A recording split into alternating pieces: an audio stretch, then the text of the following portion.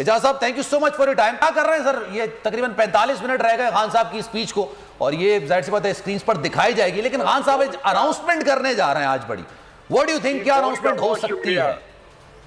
मैं आपसे पहली बात तो ये अर्ज करता हूँ कि जब कश्तियां जला के इंसान मैदान के अंदर आ जाए और अपने पीछे छोड़ दे हर चीज को, मुश्किलात को, तो फिर कोई चीज उसके रास्ते में रुकावट नहीं बन सकती।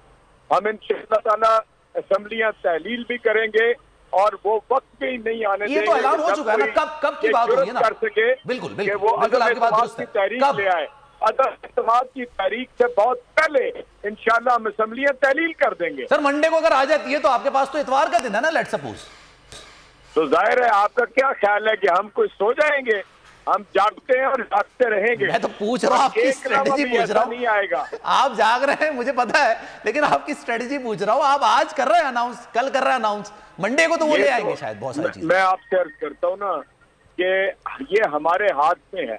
इस वक्त भी अभी आप 1-1.5 घंटा इंतजार कर लीजिए, अभी भी ये इंशाअल्लाह अज़ीज लम्हा आ सकता है और इसमें कुछ दिन भी लग सकते हैं। हम कतई तौर पे हमें मालूम है कि ये हमारे खिलाफ अदम एतमाद नहीं ला सकते, कोई ऐसी सूरत नहीं है। इंशाअल्लाह आप देखते रहेंगे। Sir that was a good strategy by Khan साहब, उनकी बड़ी अच्छी स्ट्रेटजी थी जो उन्होंने पिंडी के जलसे में की थी कि हम इस मौजूदा सेटअप से बाहर निकल सकते हैं, कुछ नहीं हो सकता। ठीक है, उनकी स्ट्रेटेजी अच्छी थी, लेकिन सामने वाले को टाइम बाय करना है, लिंगर ऑन करनी है चीजों को।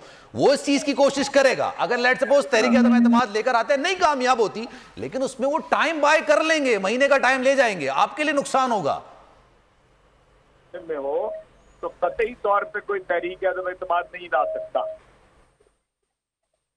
इसलिए आप फिक्र ना करें। इंशाअल्लाह ताला हम पूरी तरह इसके ऊपर विजिलेंट हैं और इंशाअल्लाह ताला हम अपने मकसद को हासिल कर लेंगे। अच्छा, डू यू थिंक सर और आज का it is a wise decision, एक अच्छा डिसीजन है, 20 से 25-30 के करीब जो सीट है उस पर सीट एडजस्टमेंट की बात की गई है, आपको लगता है अच्छा डिसीजन है? और ऐसा ही होता है कोलिशन पार्टनर्स के दरमियान।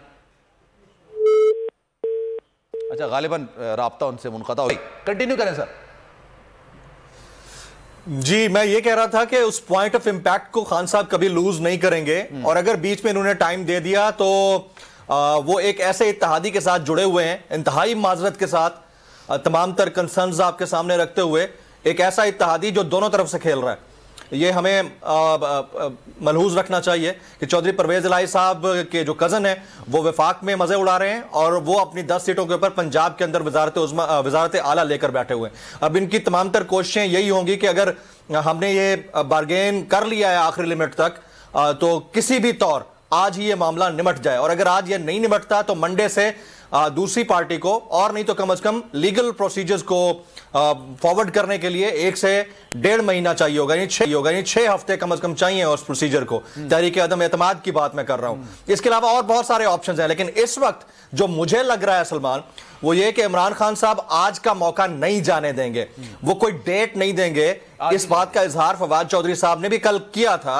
उन्होंने कहा था कि 17 दिसंबर या 23 दिसंबर को हमने असेंबलियां तहलील करनी है, केपीके और पंजाब बैक वक्त। अब यह बात तो तय है कि बैक वक्त होनी है, लेकिन यह तय नहीं था कि 17 या 23 वाली बात मुझे इसलिए समझ में नहीं आती क्योंकि अगर ये 23 की तरफ जाते हैं तो बीच में जो टाइम मिलेगा, इस टाइम के ऊपर एक तो खान साहब के ऊपर प्रेशर बढ़ेगा, उनके ऊपर केसेस हैं, आगे उन्हें इन पर्सन प्रेजेंट होना है कुछ कोर्ट्स के अंदर फौजदारी केस में, और फिर इलेक्शन कमीशन, तोशाखाना रेफरेंस, ये सारे इनके ऊपर लटकी हुई हैं तलवारें। तो मेरे ख्याल में